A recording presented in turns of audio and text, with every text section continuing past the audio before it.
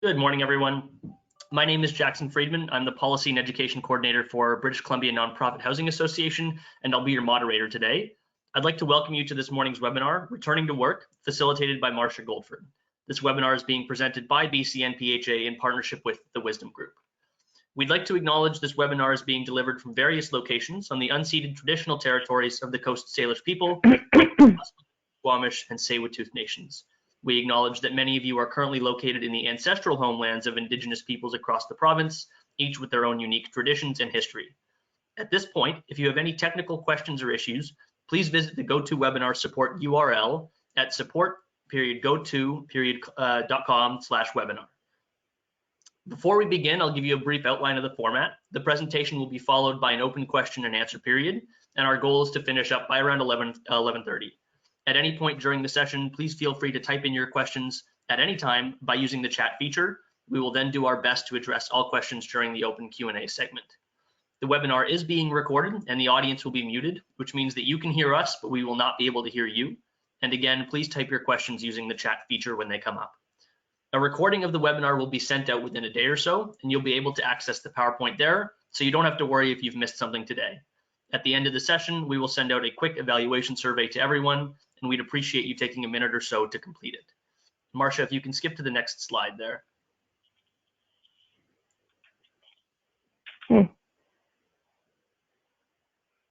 Perfect. Before we start the presentation, I'd like to extend a big thank you to our BCNPHA education partners, whose support has enabled online professional development opportunities for the community housing sector. And now I'd like to introduce our presenter. Marsha Goldford is a chartered professional in human resources with 15+ years in management of nonprofit housing and over 20 years as a senior level HR and training practitioner. She is the founder and CEO of the Wisdom Group, a consortium of independent consultants providing expertise and support in administration to nonprofits and small businesses. Marsha is also a longtime presenter at BCNPHA events and online courses. And I'll now turn the presentation over to her. Thanks very much. Thanks, Jackson. Hi, everybody. Sorry, Mike, I've got a frog in my throat this morning a little bit. We've had some technical issues, and I'm hoping we won't have them as a part of this webinar, but welcome. I'm hoping this will be of great value to you. Certainly, in my research, I learned quite a bit that I didn't know before, which is always the case.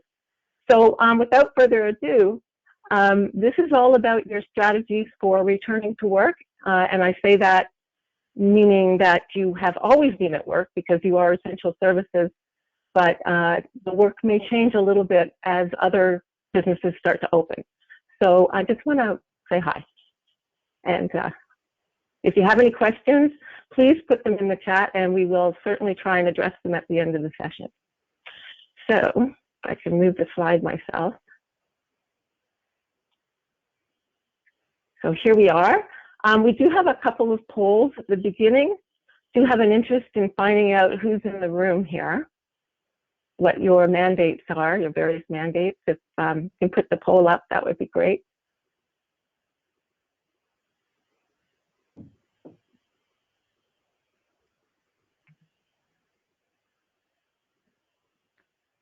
I'll just take myself off video.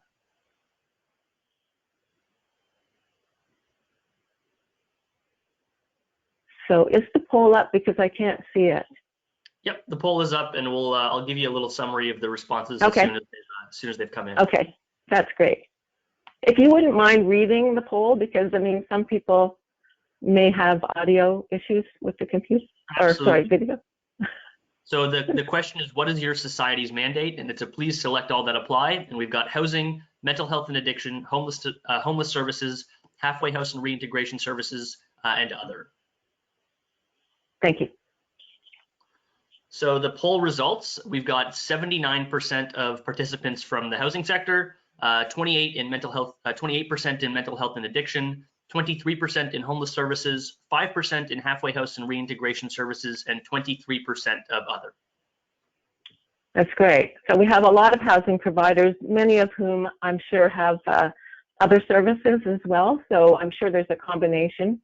Appreciate that. Thank you. And then we have a second poll that has to do with the subject matter for this particular webinar. And I'll read this one aloud as well.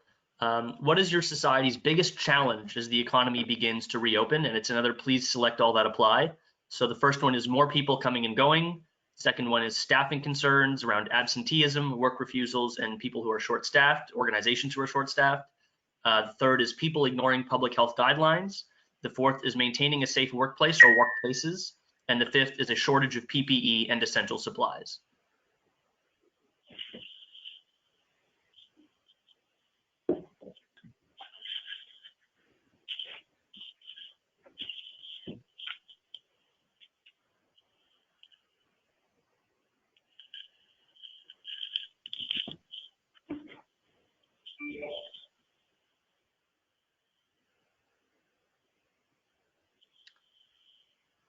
And so our results are, we've got 66% of participants selected more people coming and going, 39% of participants selected staffing concerns around absenteeism, work refusals, and being short-staffed. A further 63% selected people ignoring public health guidelines, 77% selected maintaining a safe workplace, and 47% selected a shortage of PPE and essential supplies. Great, thank you. That's very helpful.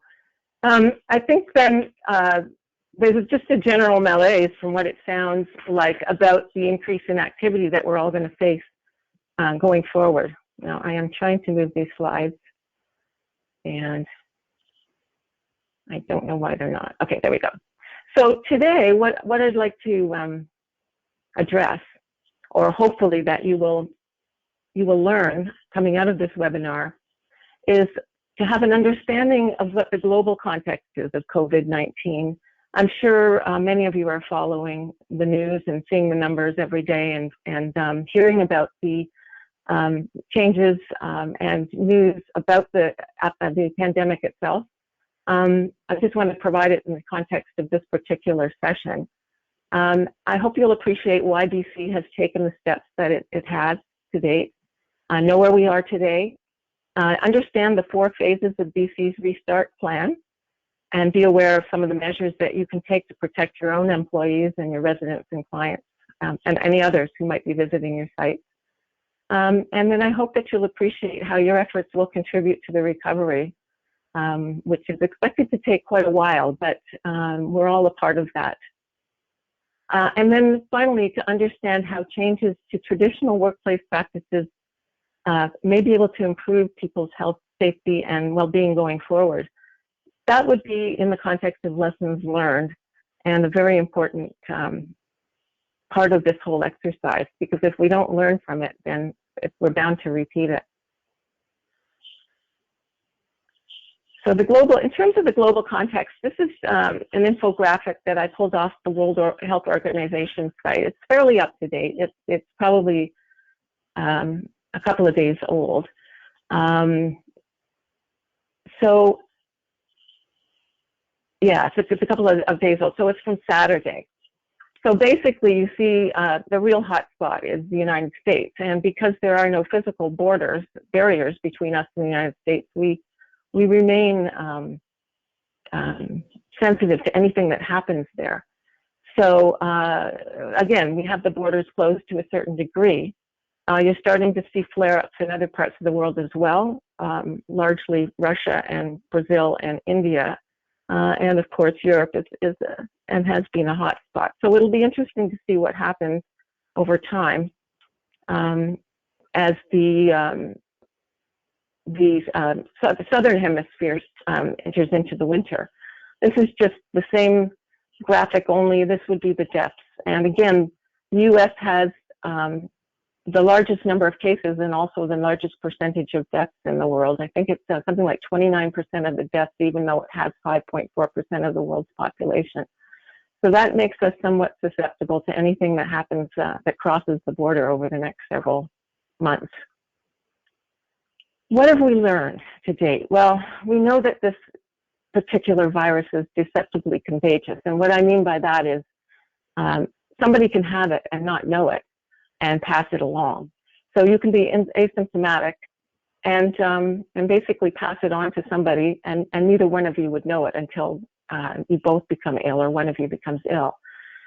When people do get it, 82% of most people have a mild illness, And it is more severe in the elderly and people with chronic conditions and in poor immune systems. While children are less likely to get sick or transmit the disease, which was interesting for me, we are finding that Kawasaki syndrome, this latest discovery, seems to be an outcome of kids who have had the disease, and that's very scary for any parents out there. It isn't a huge number, and hopefully it won't be going forward, but it's still something to consider. The virus is transmitted through droplets, and that happens through close contact with individuals. So the guideline, the standard, as we all know, is 2 meters or 6 feet apart. And it's not easily transmitted outdoors, which is great news for us because we enter the summer months and we like to be outside. So when will it all be over? That's the big million-dollar question. Basically, pandemics of respiratory viruses, such as this one, will be declared over when either a proportion of the population is immune or transmission can no longer be sustained. So this can happen in basically 2 ways. First, if enough people have been infected and have recovered, although that's not necessarily the case because they're finding people being reinfected. And second, when enough people have been immunized with a vaccine. So this is the most likely scenario to have it all end. But again, we're hearing it's going to take a long time before there actually will be a vaccine for this virus. And then it will take a long time to manufacture and immunize people on a mass scale. So let's talk about BC's restart plan. Bonnie Henry, Dr. Bonnie Henry, probably our most famous public figure these days. And she had said that when she was introducing the restart plan, she said, we have united in a singular purpose to flatten our curve. Now we have reached an important milestone with our COVID-19 pandemic in BC. We are at the end of our beginning. COVID-19 and the risks to our province are far from gone, but we can now begin to chart our path forward.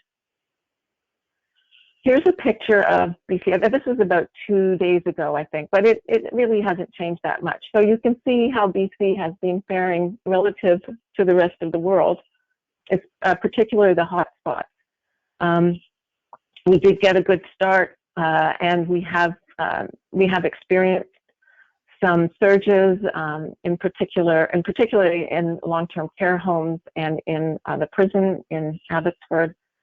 Or Mission, I'm not sure where it is, but it's basically been relatively smooth, and our healthcare services and our hospitals have not been overtaxed, which is good news. So they've been able to deal with the surges when they happen. So we've now kind of entered a period where we are flattening the curve in BC. There are still cases every day. There are deaths every day. However, they are certainly manageable, and you get to a certain number of cases and you're able to track them, which is what contact tracing is all about. So if you can do that, then you're able to predict where the next surge might be and deal with it in that way. So here we have phase 1. Actually, phase 1, we just left phase 1 because we're entering into phase 2. But you all were a part of that phase where you've been working. You are considered essential services. You're providing services and supports to very vulnerable populations. And of course, housing never stops. And the need for housing never stops. And there have been some measures that have been taken by government to ease the burden for people, whether they're in nonprofit assisted housing or seniors housing, whatever they're in, even the private market. There have been some measures that the government has taken to ease the burden for people who have faced job loss or income loss. So here we are. We're entering phase 2, and I'm going to focus on that, but I just want to run through the 4 phases for you to start. So very important. Phase 2 is going to be moving forward under enhanced protocols. And I'm going to talk about what those enhanced protocols for you might be. That's what the focus of this session is all about. But you can see just from this chart all of the various and sundry businesses that are opening in phase 2. To a limited degree, many of them will open slowly, particularly restaurants, cafes, and pubs, and there will be fewer clients actually attending those workplaces, those businesses of necessity. But it's important to note you also have recreational sports, recreation places, parks, beaches, and outdoor spaces. Childcare will be reopening on a limited basis. And then the in-person services like counseling, physio, hair salons, barbershops, places like that where it's more one-to-one, they will be opening as well. They probably have a little bit easier task in terms of maintaining the safety of their clients and themselves because it is one-to-one and their environment is probably more controllable. So that's an important factor. So keep that in mind. Those are the businesses and the areas and the facilities that will be opening up starting today. As of June through September, you're looking at resumption of the tourism industry to a point. So hotels and resorts will be opening. Parks will be opening to a greater extent, although there may not, I guess there will be overnight camping. So there's going to be less limitations on the use of provincial parks. The film industry, and that's an interesting one because it's very hard to maintain distance there, but it will be opening beginning with domestic productions in June and July. And then select entertainment venues, but not large concerts or any kind of an event that would have large crowds attend. Post-secondary education in June, and I have friends who are teachers and they're confused as to how this is going to work, but there will be a mix of online and in-class sessions. It might be that half or a third go one day, third the second, the third the third, and so on and so forth. But they won't have all the kids at the schools together at the same time. And the in-class sessions are for post-secondary education are expected to begin in September. Sorry, that's post-secondary. So we're talking about universities and colleges there. That will be, however, they manage to organize it. Probably a lot more online than as in the past, but you will see some attendance at the actual schools themselves. K through 12, I was actually speaking about the high school kids.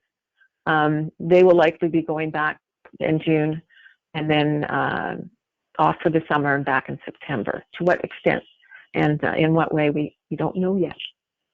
Although I have to say, I think it's been quite interesting how the teaching workforce has adjusted and oriented themselves to the new reality of using remote classroom platforms. That's been an interesting thing. Phase 4, and phase 4 has no timeline because it's really conditional on the availability of there being a vaccination and having broader community immunity. So that's our reality basically, is no large conventions, live audience, professional sports, no concerts, large events, weddings larger than 50 people that aren't social distancing. And then it'll be a question as to when they open up the borders, but that would be with phase 4. So you're probably looking at least, I hate to say it, 12 to 18 months before this comes into place. So here we are, phase 2, open with enhanced protocols. So in the go forward strategy, there's this important phrase, stepwise. What it involves is stepwise lifting of restrictions with mitigation strategies in place as the most prudent way to go forward. So we're going to talk about what those mitigation strategies would be for your workplaces. It's going to be different because some of you have open shelters, some of you have friendship centers, some of you have services where people are coming and going all day long, and some of you are strictly housing. The nature of the housing might differ between multi-residential, which has elevators and a lot more common areas, versus a site that might have townhouses. So this is important. I want you to think about your own workplaces and sites as we go through this. So this is just basically a chart that talks about the risks and to what extent risks are increased under the COVID-19 scenario. So you have potential for modification of that risk, in other words, mitigation of that risk. If you're able to limit contact intensity and the number of contacts. So what that means is, and you've already been practicing this, so I probably don't even have to explain this to a great degree. But what it means is the fewer number of people in one place at the same time at a physical distance apart, the lesser the risk. So contact intensity, proximity to one another versus number of contacts, and you get the low, medium, and high risk. And again, you've already experienced this because you've been operating since the beginning, but this just means with more people around, the potential for risk is going to be higher. So let's talk about risk reduction measures. So basically there are 4 categories. I've added the 5th just as a reminder, but the 4 categories are, first and foremost, physical distancing measures, engineering controls, administrative controls, PPE. I didn't really include other protections. I put them into personal hygiene and safety measures because that's really where they belong. And I just want to talk about, sorry, I want to go back for a second. So I'm missing a slide here, but basically there is a hierarchy of controls. And the hierarchy of controls is something that's well known in the occupational health and safety industry. So the controls are meant to address things. So these controls that I've got up on the screen here now are address a certain set of criteria. So the first one, physical distancing measures, are part of what's called elimination. So that means that you physically remove somebody from the hazard. Now, in this case, you're not really doing that. So what we're doing is distancing so that the hazard, which would be droplets landing on somebody, it cannot happen past a certain length of past a certain number of meters or feet, right? So your physical distancing is like eliminating the hazard. And you can talk about hazard elimination in the context of, let's say, you have workers working on a scaffold or working up high on something, and then you eliminate the risk by bringing that particular thing down to the ground level. So there's no longer a risk of somebody falling. It's similar to this, although it's not quite as visible a metaphor. But if you think about droplets, you're eliminating the hazard by physically removing the person from being within their proximity. The second level of hierarchy of controls is substitution, where you're replacing the hazard. That doesn't apply here. There is no way to replace the virus with something else that's going to make it safe for people to be around. So it doesn't apply. The third one is the engineering controls, which basically allows you to isolate people from the hazard or create a barrier between people and the hazard. And we'll talk about what those are. Administrative controls have to do with the way people work. So you're going to change the way people are working in order to reduce the risk of their contracting the virus. And finally, PPEs, that is to protect the worker with personal protective equipment. And that is the lower of, it's the least effective of these 4 types of controls that we're going to talk about today. Personal hygiene, this is a set of reminders because this is the type of thing that's going to keep people safe at home and out in the community. So people need to continue to practice this. This isn't a workplace. This isn't solely a workplace hazard. This is a generalized hazard. So people have to remember to practice everything that you're telling them to practice at work. They should be practicing at home and in community. So let's talk about physical distancing. Physical distancing, the most effective way, obviously, to protect people from the hazard at work is to make sure that people who are sick do not attend the workplace. Now, that's a bit problematic because with this particular virus, people can be asymptomatic and not even know that they're sick and be at the workplace. Once you know, however, or once there's a suspicion of it, people need to be home. So it's very important for your sick leave policies to address this and to err on the side of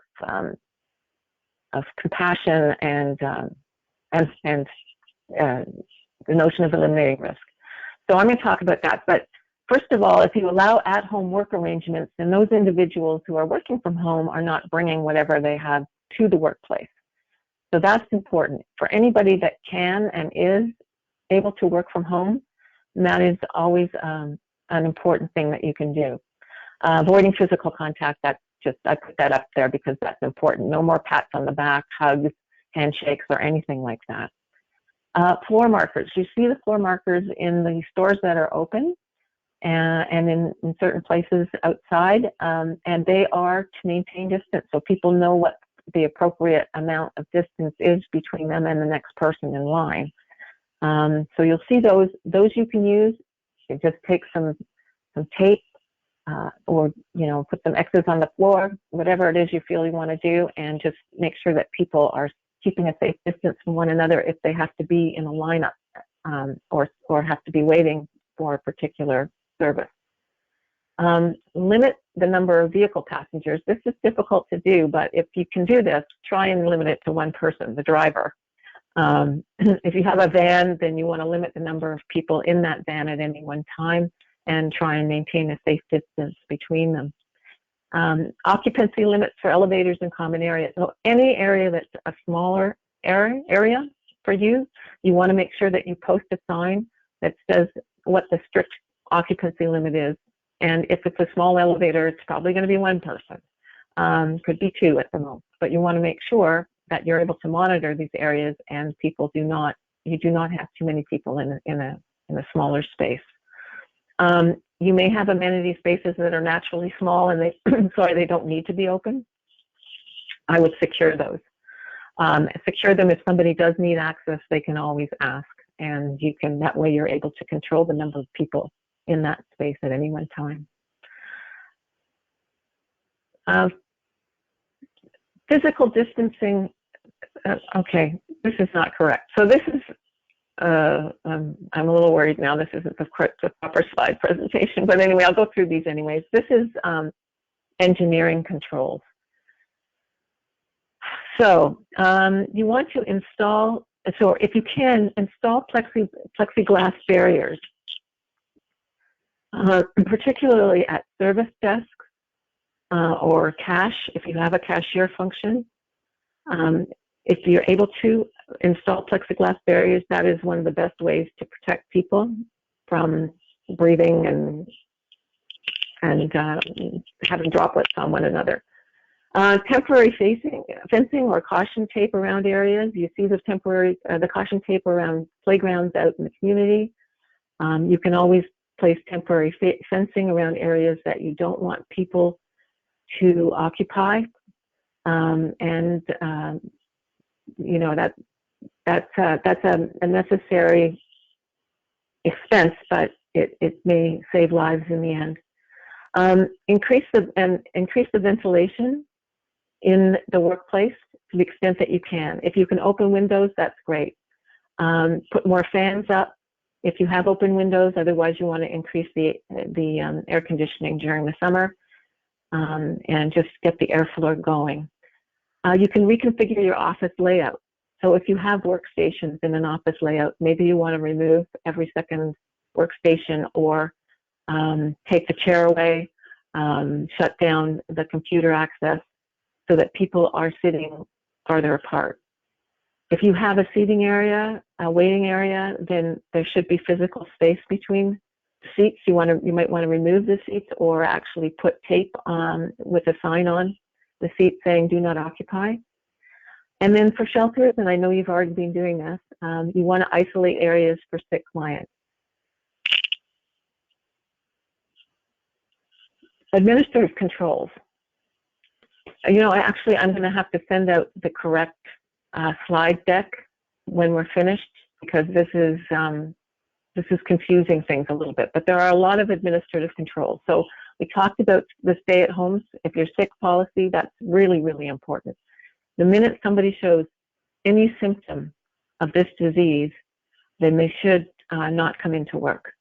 And if they're experiencing that at work, they should go home immediately. But they need to report that to their supervisor and make sure that that supervisor knows who they have been in contact with at the workplace. You can eliminate lines by booking appointments instead of having people wait. That's not so easy when you're dealing with people who don't have a set address and a number that you can call. But if you can, and you do have appointments, and you do have people coming in to see you, make sure that they book an appointment and you can control the flow of traffic.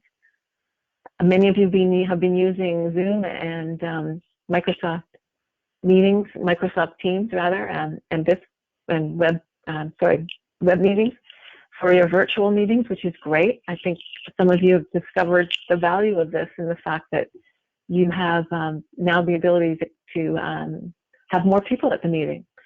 If individuals aren't able to be there in person in future, you'll always be able to have a virtual meeting and people can come in and they're able to share documents and view the same materials and talk about them. So that's been one of the lessons learned out of this process. Flexible workplace policies. Now this is important. So if you have an ability to do this, you might want to create more shifts, extend your office hours, have people come in later or earlier so that you're able to rotate people through the workday at the workplace. So this is good for your clients, obviously, the people that you support, because the people are there longer. But the other thing is you have fewer people in the workplace able to do their work at one time. And we're talking about line workers, people who are in the shelters or people who are at the sites, wherever they are. If you're able to rotate through and not have everybody at the workplace at the same time, that would be great. And these are things that, one of the reasons for this is that people don't have to commute in all at the same time. So what it does is it places less of a burden on our public transit. Fewer people on the buses, fewer people on TransLink, on the train. So it's a very important exercise, and it's an important test to see what might work, because it might be something that you want to keep in place into the future. There are guidelines for events and gatherings. There are celebrations coming up.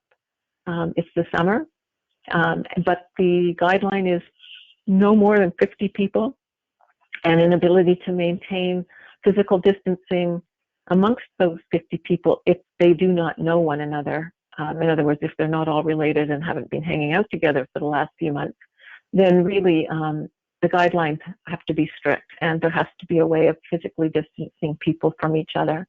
Very difficult to do at things like weddings and potlatches and anywhere where there's food, dancing and whatever. But if you can, you need to be able to monitor and make sure people know that these types of gatherings can be risky and they need to take precautions.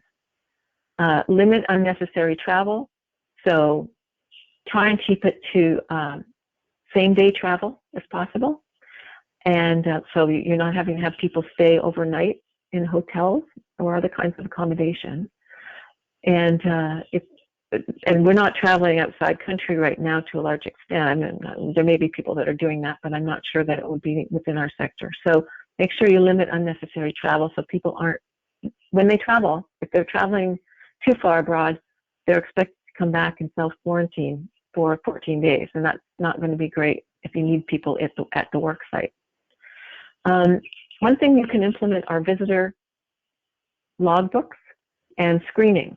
So I'm going to have a form available to you that allows you to ask people the 4 basic questions, and I can't think of what they are off the top of my head, I'm sorry, but they're things like, have you had COVID? Are you in contact with anybody that has had COVID in the past several days? that type of thing. And so you would know whether or not to allow that individual onto your workplace.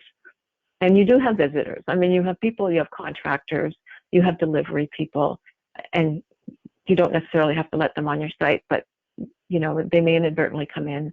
You may have business associates that come in. So if you're able to screen these people and prevent people who are at risk or bringing a risk in from entering the workplace, then you do it this way.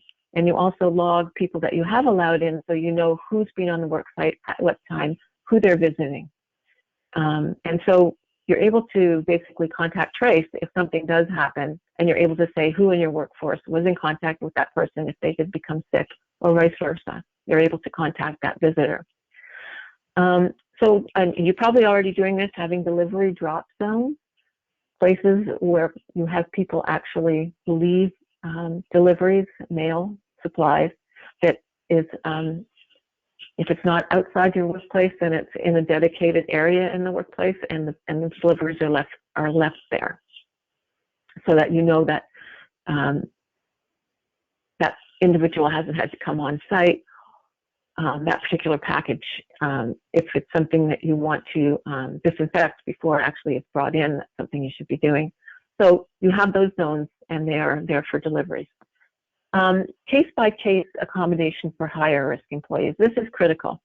You'll have people in your workforce, no doubt, who have compromised immune systems, or are older, say 60 and older, or basically not particularly healthy. They have high risk. They're at high risk because of health reasons. You want to be able to accommodate those people to the extent possible. So if they're able to work from home, allow them to work from home. I know this could go on for a long time, but it's really important to keep the workplace safe and that individual safe. More administrative controls. So PPE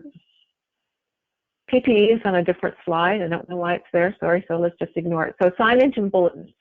Wherever you can, post occupancy limits, post signage about personal hygiene, remind people to wash their hands, remind people to cough into their sleeve, whatever it takes to be disinfecting their workstations on a regular basis. So whatever it takes, put it up on a sign, post it on a sign. There's all kinds of them available. If you need some, just let me know. But you want to make sure that people are aware of what they need to do, and they need to be reminded. We tend to kind of slide into this sense of complacency after a while and think that things are fine. But it just takes one person for this whole thing to flare up again. So to the extent that you can, keep people informed through bulletins and make sure you've got proper signage. Sanitize the high-touch areas on a regular basis. So even if that requires a schedule, and I know of some groups out there that have a schedule with people who are doing that extra degree of sanitation. This is really important because now you've got a lot more traffic probably coming through than you had before. People will be coming and going. So those high-touch areas are going to have, they're going to be touched with more frequency by different people. So if you need to prop doors open, as opposed to having people use the doorknob, not doorknob, but the front door, prop them open during the nice weather, that's a good thing to do, so that people won't touch them as much. But you're probably going to have to step up your sanitation schedules. You make sure you have enough hand sanitizer and soap available. People should be using non-medical masks to the extent that they can. Somebody who is at a reception counter where there is no physical barrier should definitely be wearing a mask, and they should have people who enter the workplace. They should be using non-medical masks as well. You can do temperature screening, and you can do this in a non-invasive way. Legal opinions say that it is not a breach of someone's privacy if you do not maintain information about that individual. So it's just simply taking their temperature to make sure that they don't have a fever. That's fine. But you don't need to keep records of that individual. You just need to use it as a means of giving them access to the site. So employee hygiene and safety measures. So again, this has to do with everybody. We all are at risk. We all should be practicing these safety measures and personal hygiene at home, in the community, and in the workplace. So we should all be informed and follow public health advice. If something about the virus becomes known, for example, that it actually requires 12 feet and not 6 feet distancing, or that it's transmitted in some other way, we should all be informed, kept informed about that, and practice whatever measures we can to ensure that we're reducing the risk of contracting it. So again, as individuals, disinfecting places that we touch on a regular basis and that others touch around us, practicing good hygiene, staying informed, and stay at home if you're not feeling well. And then keep your supervisor advised when you are at home of how you're doing. Because if it isn't COVID, that's great. You might just have seasonal allergies or a migraine or the flu, the actual flu. If you have any of those things, keep your supervisor informed. If it is COVID, for sure, you need to report it because they'll need to figure out who you've been in touch with. Maintain physical distancing outside the home, so in the community. Clean your home and workspace more often and use non-medical masks when physical distancing isn't possible. So those are all measures that we can practice to stay safe in the community. So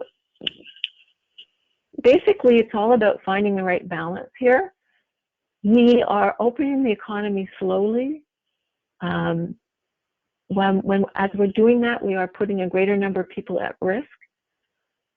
So we need to make sure that we are practicing all of these measures and putting in place these measures in order to suppress the transmission of this virus. And we need to do this to the lowest rate possible. And we have to keep doing this, unfortunately, until there is a vaccine and we can be immunized against COVID-19. The other major factor to keep in mind is not overwhelming the healthcare system. We're seeing what's happening in other places. We saw what happened in New York City a few weeks ago. Seems like years ago already, but you know, if we do not practice these measures and take great care in ensuring that we do not transmit and we do not contract the disease, then our healthcare system is able to manage. And so far, so good in BC, but there's no guarantee that some outbreak or some surge might happen in a smaller community, and our healthcare providers are overwhelmed and affected as well. So rebalancing that with the ongoing physical and mental needs of individuals and patients, and getting people back to work is a part of that. Getting people back to regular activity is a part of that. We can't go on forever. The economies won't survive. It will take that much longer. Individuals' mental health will be affected. And so it's important, just as, I won't say equally important, but the public health concerns around the disease are balanced by our concern for getting people back to work and getting them active, getting kids outside playing and all of that. And then, of course, optimizing the social fabric of our families and communities. I think that means, because I did not write this, you know, allowing the natural events and activities to occur that would happen normally if we didn't have this particular virus. I'm observing, maybe, I don't know if you all are seeing the same thing, but I am observing a closeness in families who are now doing things together that I've never seen before, and it's really kind of nice to see. So I want to talk a bit about reimagining the workplace. So you put these measures into place, they're there, and some of them are working really well. So maybe what you want to do is adopt them forever. Maybe they're going to work really well for the people that you support and for your employees. So I wanted to talk about some of those things. So there's some things that you can do. We talked about flexible work arrangements, extending business hours, staggering people's start and end times, rotating shifts, maybe using compressed work weeks as they have done in with the provincial government, and offering a flex day off. I know that my particular nonprofit does that. So people work 4 days and they have the 5th off. Combine work from home with on-site shifts and vary work assignments and locations. Some people like variety and they like to be able to have the ability to experience other kinds of work and in other areas and other locations. So these are things that you can do, and of course the advantages are that parents are able to take care of their family responsibilities. They can take their kids to work. They can take their other people that are dependent on them to appointments that they might have during the day. It reduces traffic congestion at peak commuting times. That's kind of a no-brainer. Even if it's not just public transit, you won't see as many people on the road that have to commute at the same time. It reduces the number of staff working in one place at a time. So that in and of itself will protect and reduce the risk of infection at the workplace. It also might save you some costs because people are working from home. So you don't have necessarily you don't need to have like a large workspace. You can have people share workstations in that way. And it does improve coverage for clients and residents, particularly if you're extending business hours and having your regular staff there during those times. Working from home, again, if you're able to determine tasks that can be done remotely, that's great. You can allow certain employees to work from home. You do have to ensure that their workplace is safe. So just because they're working from home doesn't eliminate your obligation as an employer to make sure that that particular workplace is safe. So you can just take a look at what WorkSafe BC has to say about that. But if they're working at a workstation, it needs to be ergonomically correct. And obviously they need to have a fire exit and egress, entrance and egress and all of that. So that, there's lots of things that people need to do. They're not loading up their electrical. And the other thing you need to think about when people are working from home is the privacy aspect of the information that they're working with. And then again, you can combine work from home with on-site shifts, which gives people variety and gives them the ability to deal with some of their personal commitments. Again, it helps parents take care of family responsibilities. It offers work-life balance. People don't have to rush into work every day. They're not necessarily facing the stress of being with the people that they work with. I say that in the nicest of ways, but sometimes we do stress each other out. Again, it reduces the cost of office space. You may not need as much space if you have people working from home. And again, it reduces the number of people working in one place at a time. Some things you may be thinking about, particularly if you don't have administration functions within your workplace, you can automate. There are all kinds of systems. They are much more affordable than they've ever been. You can automate your HR systems, your attendance, your payroll if it's not already, scheduling, fundraising. You probably already have property management applications that people use, work orders, scheduling of contract work. So you have all those things in place. You can take a look and see what else you might do. Automation offers a lot of benefits. It means you don't necessarily have to hire somebody to do work. It means that they don't have to be doing things, the same thing more than once. It means that people are notified automatically when there's something that's required to be done.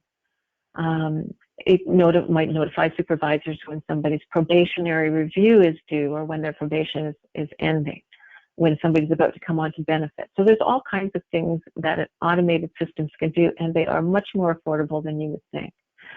So there's so many of them out there. So that's one thing.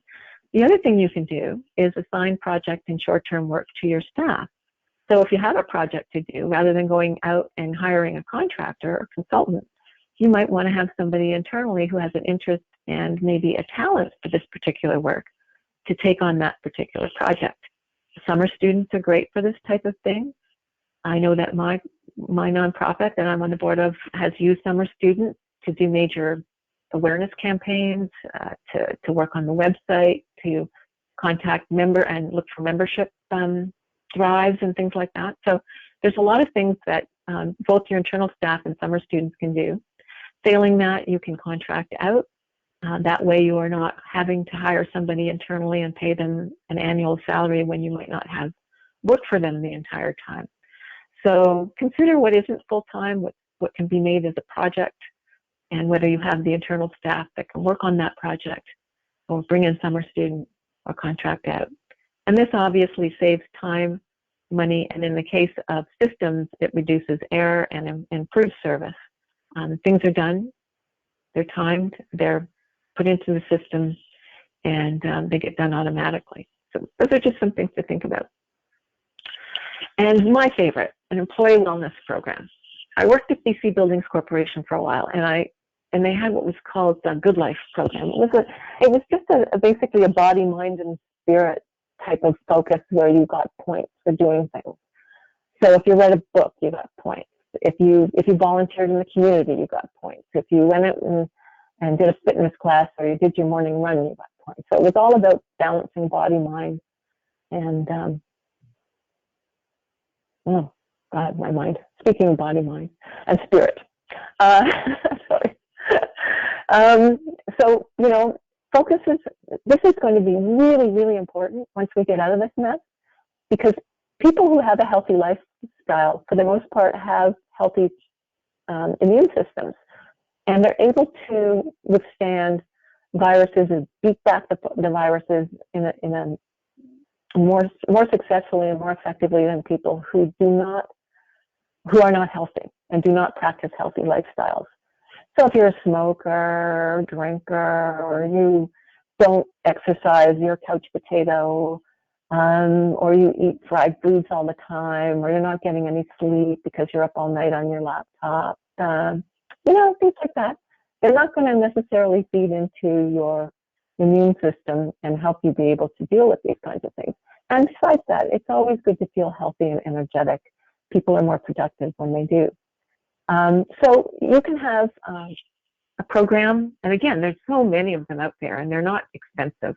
You can build one yourself, but build a program that focuses on people adopting healthy habits and making healthy choices. And, you know, you've got this Noom thing that's out there now where it's almost like you're being hypnotized into doing something a different way, and then once you've experienced the value of that, then you just naturally do it.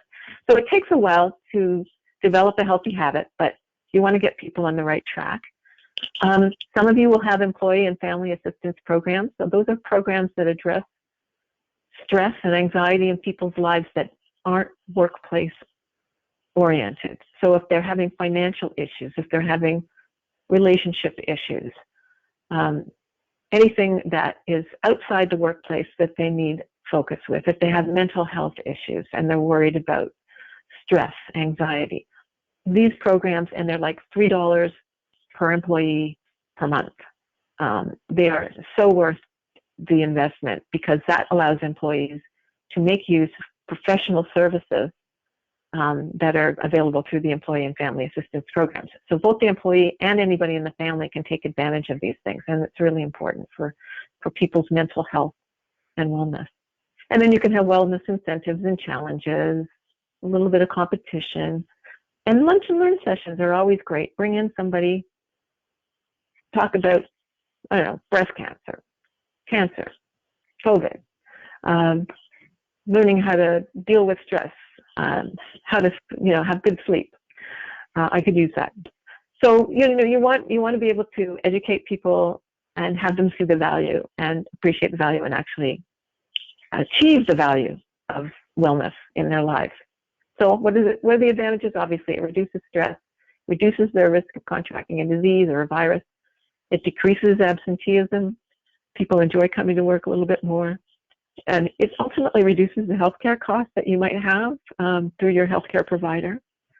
It can improve teamwork and morale if it's team-oriented, and it definitely does increase productivity. So there's a website that talks about these programs and gives some ideas, and I've just added that in.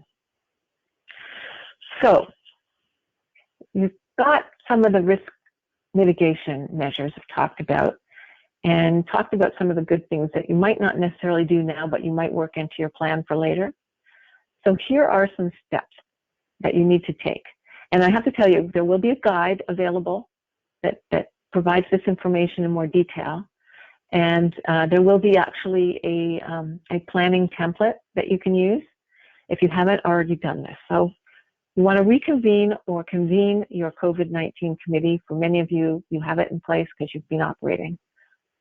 Redo your risk assessment. Redo it because you're going to have a higher level of risk now that you've got more mobility in your sites. And you may be opening up some of those areas that you weren't before. For example, the children's playground. And there may be things coming up in the summer just because it's nicer and people will be outside. You need to pay attention to those. So redo your risk assessment. Then when you've got that and you know what the risks are, you want to determine what actions you need to take to reduce those risks. So the physical distancing, the engineering and administrative controls, and PPE. I didn't talk about PPE, did I? Because there wasn't a slide on that one. But that basically, in our context, means masks, non-surgical masks, and gloves. Might mean face shields for some people. In some cases, it might actually mean gowns or clothing to cover up your regular clothing. And with PPE, and because I didn't have a chance to talk about it, you need to take the proper measures to train people on how to use it, and then how to dispose of it as well. So all of those things, determine actions to mitigate the risks that you've identified in your risk assessment. Then modify any policies. The one in particular that you need to modify is your sick leave or your leave policy around COVID, because that particular policy is critical to protecting people. People in your workplace need to feel comfortable not coming to work if they feel sick, or if somebody in their household is sick. And you don't know if it's COVID or not. They just need to be erring on the side of caution. Develop a communications plan. So what are you going to say to people? How are you going to say it? Probably through electronic means. How often and to whom? So who needs to know what, when, and how they're going to get that information? You should be communicating more than less. You should make sure when you're communicating that it's fact-based current information, not something from 2 weeks ago, because it could be out of date and it could be wrong. So make sure that you are addressing any myths that are out there, that people know what to do, how to take care of themselves, and how to take care of others. You want to determine your essential staffing needs. So you might need more staff on site than you did before. You might have to recall some staff who are on leave that were on temporary layoff. Those are your healthy ones. So people that are healthy on temporary layoff, you may be recalling. And keep in mind, there's a 16-week limit on temporary layoff. So we're not there yet, but 4 months can come around pretty quick. So that means that you're going to either need to get that person's permission to extend their temporary layoff or bring them back. Develop an employee training plan. So for all of these additional measures that people are going to have to take, they need to know how to do them, okay? So it's important. That's going to be the focus of employee training right now. How to do sanitization, how to work with people from a distance of 6 feet or remotely, how to protect people's privacy online. It's just a whole new mindset that you need to think about. Create pre-screening tools, forms, and visitor logs. Now, you may not necessarily need to create them because I think we're going to try and provide these, but you want to make them specific to your workplace. So customize whatever you're getting to make sure that it fits your particular work sites or work sites, because you're going to have different work sites. Visitor logs, really important. Where are the places you need visitor logs? You need to train the staff in using those. Any other kinds of forms that people need to have. One might be just basically a form around assessing whether or not they're able to do the work that needs to be done in the context of their own risk. So, their own level of risk. And by that, I mean people who are at a higher risk of contracting the disease or becoming very ill from it. And finally, check your infrastructure and your supplies. Make sure that if you're using electronic means of communication, that people are able to receive and send information, that you have enough bandwidth, that you've got the protections and security in place so that you're not unwittingly having people hack in and get information that they shouldn't be getting. So make sure people have the equipment and devices and that your IT infrastructure is working and in place. And very critical, make sure you have the supplies around PPE, the forms, anything else you need to mitigate the physical risk. Make sure that you've got those markers in place on the floor, that you've cordoned off places to sit, that you can maintain physical distancing, all of those things. And make sure that your relationship with your supplier is firm and predictable, so that when you do run out of supplies, or if you see that you're going to run out of supplies, you're able to restock your inventory and have them available as needed. 8 steps to being ready. We like the steps approach here. So you want to communicate your phase 2 pandemic plan once you've got it. Inform your employees of the policy changes, especially around sick leave. You want to install any identified mitigation controls, so your signage, your floor markers, your screening tools. Again, I mentioned this is important. Recall the employees on temporary layoff, but before they come back, pre-screen for risks of transmission, so they need to fill out those forms. If you're doing temperature testing, temperature test on a regular basis. Train your employees on the measures to mitigate risk. Training is going to be the focus over the next several weeks and months. If you need to recruit temporary employees, that's great. Something you should be doing. And I will mention the BC nonprofit housing site does have a recruitment capability now. You want to check the site out and see for anybody who is looking for work and is qualified, you might find your employees there. And then summer students can fill gaps as well. And as you know, the federal government has increased the amount of pay to 100% that they're going to subsidize, plus expanded the program significantly. They want students to have their jobs over the summer. And make sure you give training to anybody that's new. Really important, not just an orientation, but a training and all of the same things you're training your staff on. Stock your PPE and other essential supplies, and then confirm that all systems are go. So this webinar is happening on the first day of the reopening, but it shouldn't stop you from basically sitting down and starting your planning and getting it all put together. In fact, there's a sense of urgency to it. It might take you a week or two to see what's actually happening on your site, to be able to know what the actual risks are. In other words, you know, how many people are congregating in places too closely and all that. So you might want to just watch and monitor for a week or so, but it's really important to get into planning as soon as you can. I want to just kind of mention the silver lining in all of this, because I'm a Pollyanna and I like to have my rose-colored glasses, and everything has been such a downer until now. So we have experienced some good things out of this pandemic. First of all, when you walk outside, you can actually experience the freshness of the air. It's incredible. The pollution is dissipated and the world is healing to a certain degree. There's a much more family togetherness. That may hopefully be a good thing. People are doing creative things with their children and with whoever it is that's living with them. Now they'll have an even greater chance to interact as the circles are expanding a little bit. Greater opportunities for social connection. People are actually reaching out to others they might not have. I mean, I phoned somebody in Edmonton that I know who's an older woman. I phoned her yesterday to see how she was doing. I wouldn't have normally done that in normal times. But people are making those social connections that they wouldn't otherwise have done. And it's, you know, we're checking in on each other to a greater degree. Much greater use of technology. And again, this might not be a good thing, but I think in this context it is. Lots of creativity online, lots of humor. We're all sharing our views and what's tickling our funny bones, you know, and it's all been great.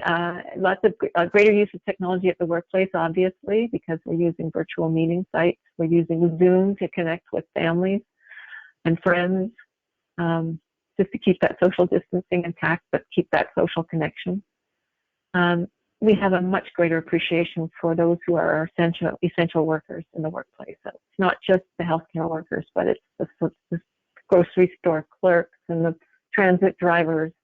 And every time they talk about people who are deserving of our appreciation, I always think about the people that work in your workforces, individuals who go and work with vulnerable populations every day, may not be mentioned, but probably should be. Those are also deserving of our appreciation and our thanks. I've seen incredible collaboration amongst governments. This has not been an exercise in trying to one-up one another or fight one another or basically undermine each other at all. And it has been a great collaboration amongst the federal, provincial, and local governments to the extent that people feel a greater confidence in government. We trust them to do the right thing. They have taken a back seat to their public health experts. And you have Bonnie Henry representing the government. She has such a wonderful way of speaking and conveying information that it just engenders trust and confidence. So it's been great to see this and makes me very proud to be Canadian. We've seen a lot of creative solutions. They're all out there online. You guys can be sharing them amongst yourselves. I don't know if there's a place on the BC Nonprofit Housing website, but there should be. On my website, I've got a private Facebook page. Don't have anybody on it yet, but I'd like to see you all come on and start sharing your beats and your solutions. I think it's a good thing that people can do that. And then, most of all, we've all had time to reflect, and to reflect on what's really important, and to reflect on what we can give back and what we bring personally, and to reflect on how lucky we are that we're not facing the kinds of very scary situations that they are in other parts of the world. So I know some of you may have seen this, so I'm not going to play it now. I'm going to just leave it on. It's a very, very sweet kind of expose looking back to 2020 on what we learned.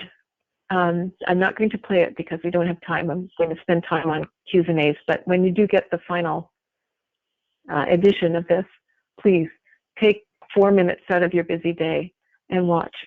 It's beautiful.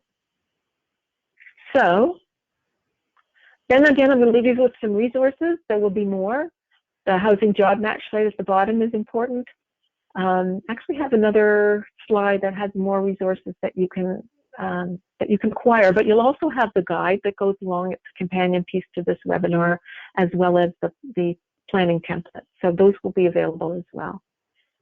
Yeah, okay. So Q's and A's. Let me just put myself back up here. Say hi again. Hi. All right, so any questions, Jackson? Or hey, Marsha, thanks so much for the presentation. That was excellent. That was informative. We really appreciated that. So I'll jump over into some of our Q&As here. We have a bunch of them, so I'll try to get through them. I guess we'll just try to get through as many as we can, and if there's some outstanding ones, maybe we can put together some more information, or they can refer to the guide that you'll be sending out as well. Sure.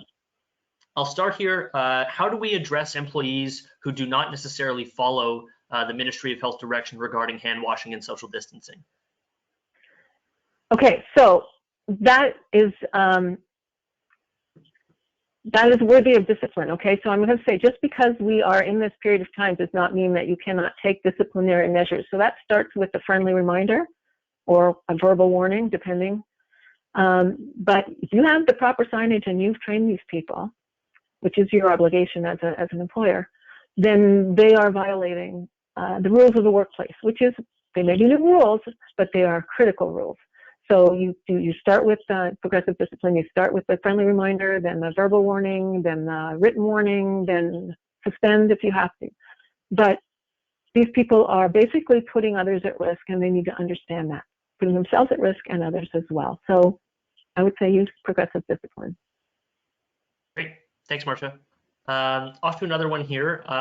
We've got a participant wondering about issues related to contact tracing as an organization. Is this valuable to do internally in the event of an outbreak or a case? And what are the privacy issues that might be around that?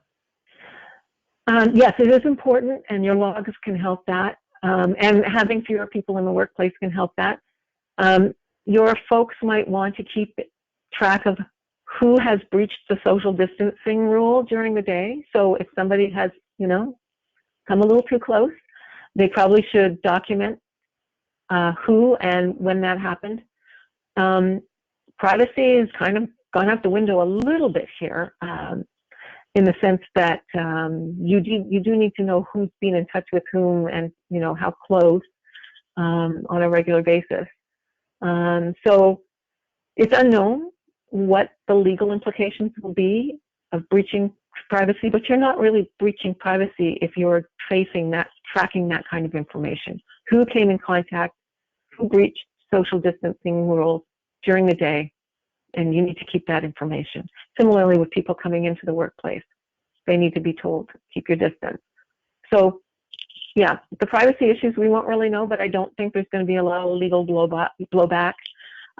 We did have that session with Simon Kent, and he may have something on his website about that as well.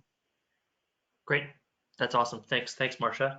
A little bit more of a practical question next is less than 2 meters distance acceptable with plexiglass dividers between persons, such as at a boardroom table, lunchroom, or a reception desk? And so it's a couple of parts to this question, but I'll let you address that one first. Yes, I would say yes. You've got a physical barrier. Droplets cannot penetrate the physical barrier. So yeah, although if you go to the store, they'll have a plexiglass barrier and they'll still have a marker on the floor, right? So double precautions never hurt, but you can't have somebody's droplets fall on you if there's actually a physical plexiglass barrier between them. So it's a good practice to put in place, and it's one of those higher level controls.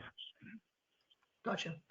And I kind of along the same line does kind of a question about gloves and sanitizer. Does sanitizer keep gloves clean, and are they reusable as long as there are no holes in them? Not recommended. Sanitizer, yes. Sanitizer would disinfect gloves, but it's not recommended that you reuse them. You'd have to be sanitizing them all the time, and there's actually a proper way to take them off and dispose of them.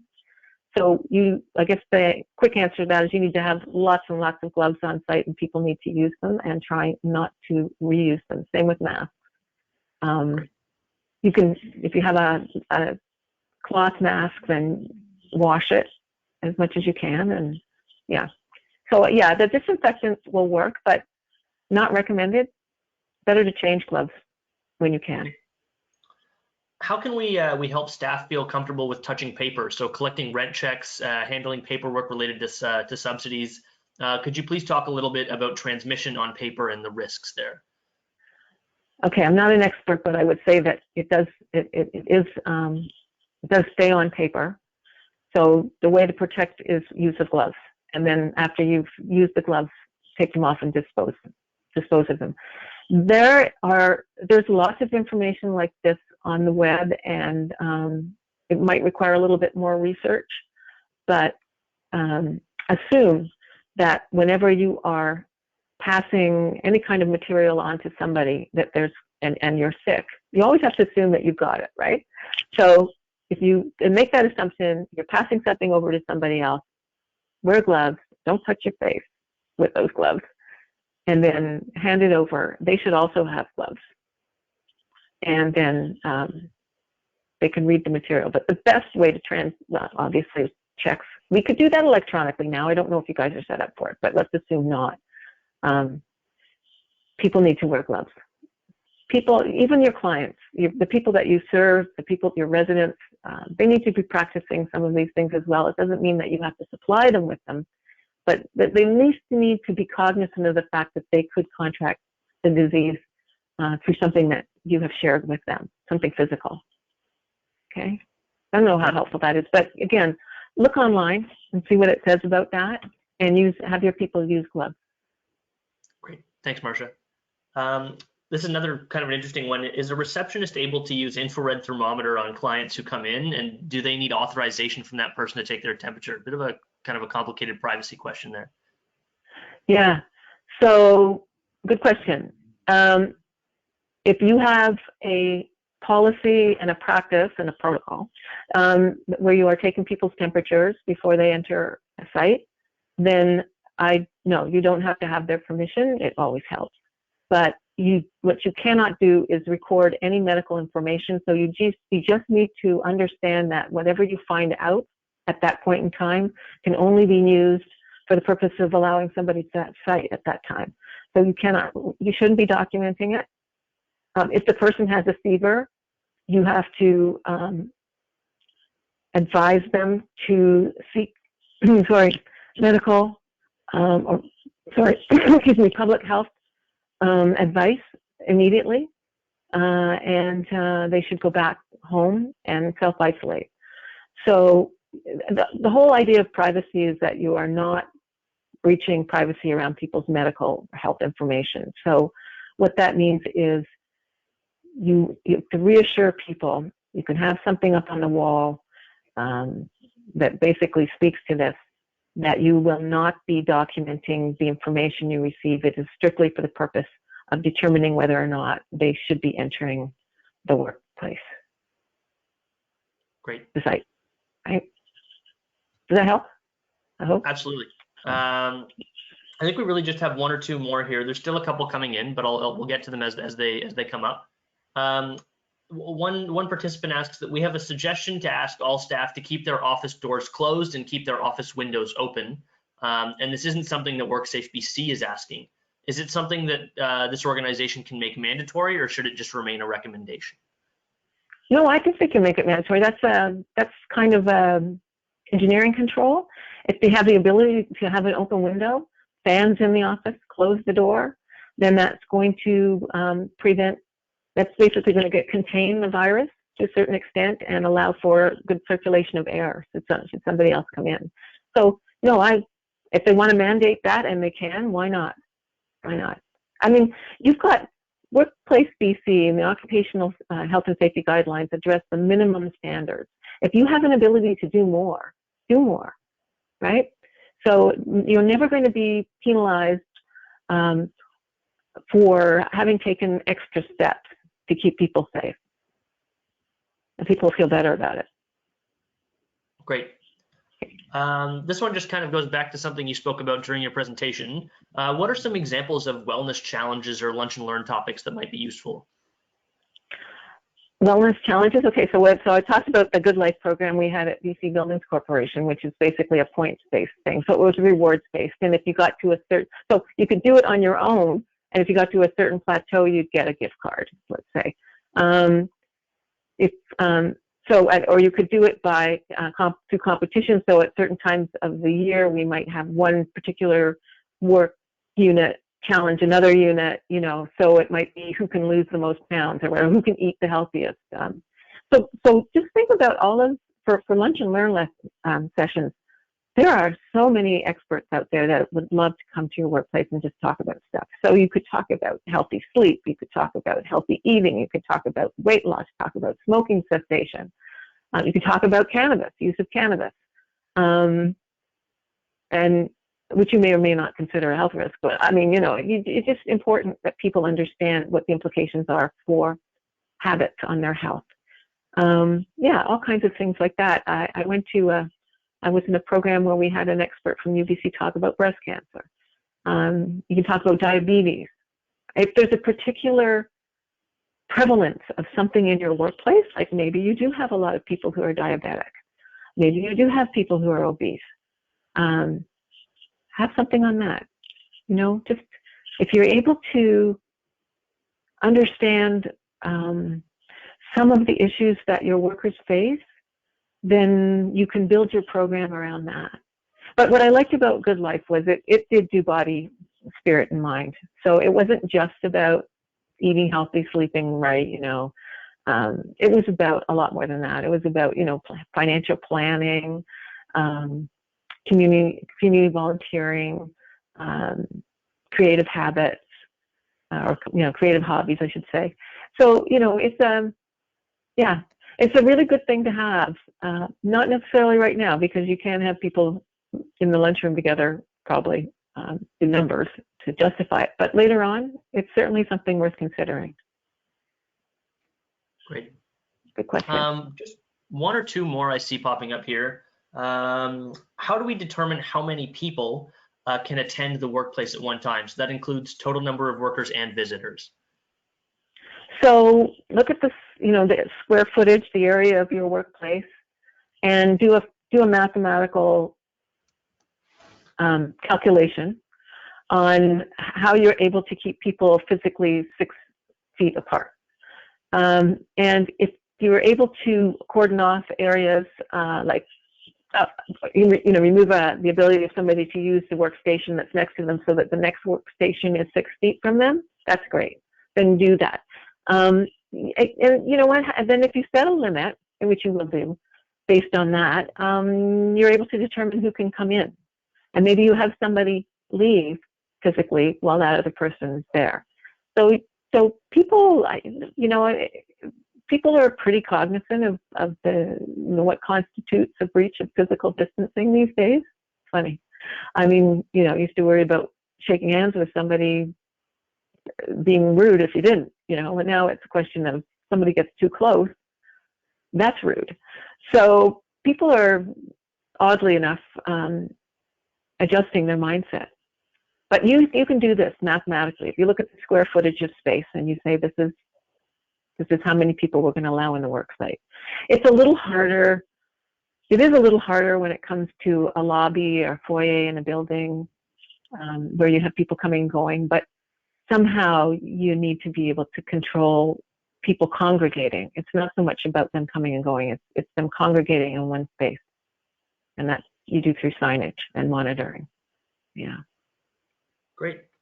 Well, I'm looking through the list, and I think that covers most of the questions we have. There are some additional comments in here that are really more comments than they are all questions. Okay. So perhaps we'll just circulate the guide next week, and let me just take this moment again to thank you for the excellent presentation and for your time. Thank you. We also want to thank all of the attendees for their questions.